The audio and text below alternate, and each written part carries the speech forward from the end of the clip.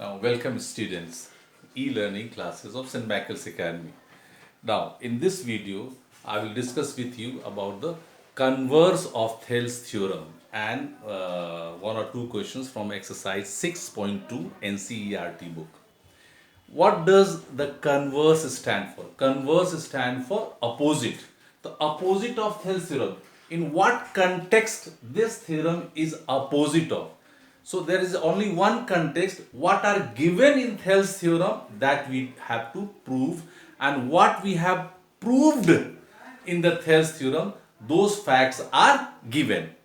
मतलब Thales theorem में जो फैक्ट्स दिए गए थे कन्वर्स में उसको हमको प्रूव करना है, और थेल्स थ्योरम में जो फैक्ट को हमने प्रूव किया था लास्ट में, क्या प्रूव किया था कि other two sides divided in same ratio, वो रेशियो हमको गिवन होगा, दिया गया होगा।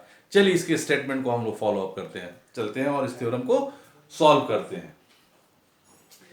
इसका स्टेटमेंट है कि if a line divides any two sides of A triangle in the same ratio, तो ये क्या हो गया हमारा, ये जो थेल्स थ्योरम में हमें जो प्रूफ करना था वो फैक्ट हमको मिल गया कि then the line is parallel to the third side. तो हमको थेल्स थ्योरम में क्या दिया था कि lines are parallel then other two sides are proportional. इसमें उल्टा हो गया, if other two sides are proportional then the line is parallel to the third side। चलिए अब इसको एक फिगर से समझते हैं। You have given triangle ABC, then we have given that AD upon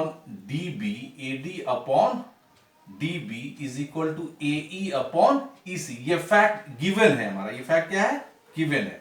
क्या प्रूव करना है कि हमको प्रूव करना है कि DE is parallel to BC। तो इसे प्रूव करने के लिए हम कॉन्ट्राडिक्टरी लॉजिक यूज करते हैं। कॉन्ट्राडिक्टरी लॉजिक मतलब जो फैक्ट है उसके कॉन्ट्राडिक्ट में हम एक फैक्ट को एज्यूम कर लेते हैं। तो हमारे पास हमको प्रूव करना है डीई पैरेलल टू बीसी, ये फैक्ट है, लेकिन हम इस फैक्ट को प्रूव करने के लिए हम एक कॉन्ट्राडिक्ट को एज्यूम करेंगे, उसके अपोजिट को एज्यूम करेंगे। हम लोग मान लेंगे कि डीई बीसी के पैरेलल नहीं है, DE is not parallel to BC. तो हमने क्या मान लिया कि draw DF parallel to BC. अब चलिए अब प्रूफ पर आते हैं। हमारे पास क्या दिया हुआ है, जो पहले दिया गया उस फैक्ट को लिख लें हम। We have given AD upon DB is equal to AE upon EC। It is given, equation number 1। अब जो जिस चीज को हमने एज्यूम किया है, हमने एज्यूम क्या किया है कि DF जो है BC के पैरेलल है, तो AD upon DB is equal to AF upon FC। ये इक्वेशन नंबर 2 हुआ। ये हमको कहां से मिला, थेल्स थ्योरम से मिल गया, क्योंकि थेल्स थ्योरम हमको क्या कहता है कि if a line drawn parallel to the one side of triangle divide the other two sides proportionally. हमने माना है कि डीएफ बीसी के पैरेलल है, तो थेल्स थ्योरम से हमें ये फैक्ट मिला। अब इक्वेशन 1 और 2 को हम कंपेयर करते हैं, तो एलएचएस दोनों में इक्वल है, तो आरएचएस अपने से इक्वल हो गया।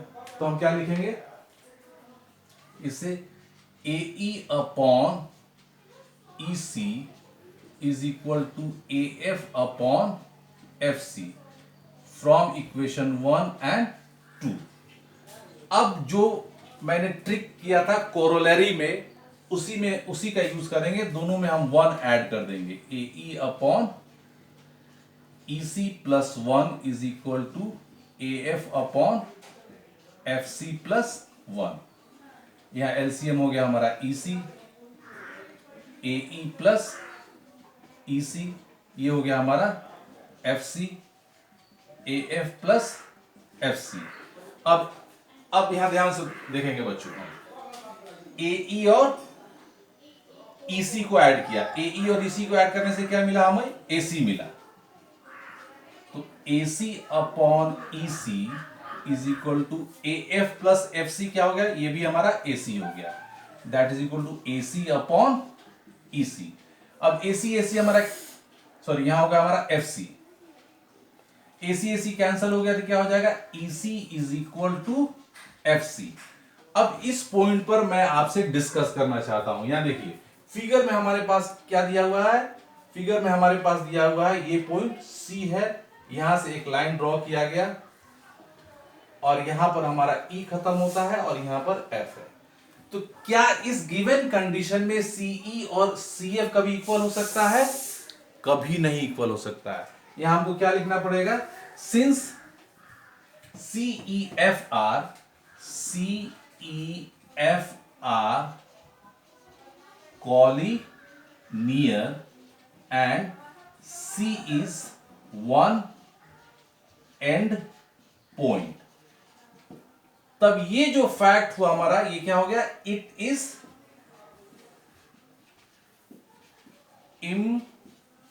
इम्पॉसिबल, ये संभव नहीं है कभी भी इस कंडीशन में कि CE is equal to CF। हाँ, एक दूसरा कंडीशन हो सकता है कि C यहां हो, E यहां हो और F यहां हो। जब CEF नॉन कोलिनियर पॉइंट होगा तब उस कंडीशन में CE is equal to CF हो सकता है, लेकिन जब कोलिनियर रहेगा तो कभी भी नहीं हो सकता है। और हमारे गिवन कंडीशन में क्या है, CEF कोलिनियर है।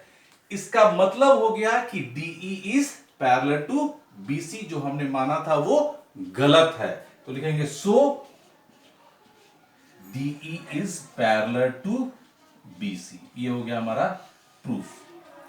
अब बच्चों मैं एक क्वेश्चन आपको एक्सप्लेन करना चाहता हूं, exercise 6.2 NCERT book, question number 1 of question number question और first of question number 1। You have given triangle ABC, DE is parallel to BC, हमको EC का वैल्यू निकालना है।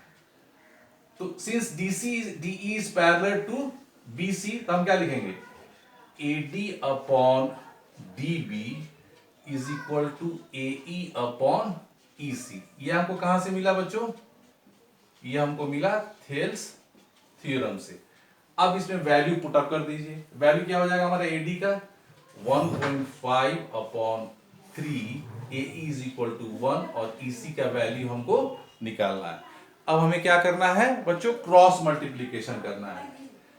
1.5 EC is equal to 3, so EC is equal to 3 upon 1.5, that is equal to 30 upon 15, 15 to the 30, so 2 centimeter. So the value of EC is equal to 2 centimeter. So now again I am giving you homework in your geometry copy. You have to note down this theorem and you have to write this theorem at least 5 times by taking 5 different names, A, B, C, then you have to take P, Q, R, X, Y, Z. Likewise, you have to take 5 different names and practice it 5 times, and you have to do exercise 6.2. In the next exercise, in the next video, I will take your doubts and the difficult questions from NCERT book 6.2, and also if you have doubt from RS Agrawal, you are welcome to ask. I will clarify your doubts. Thank you.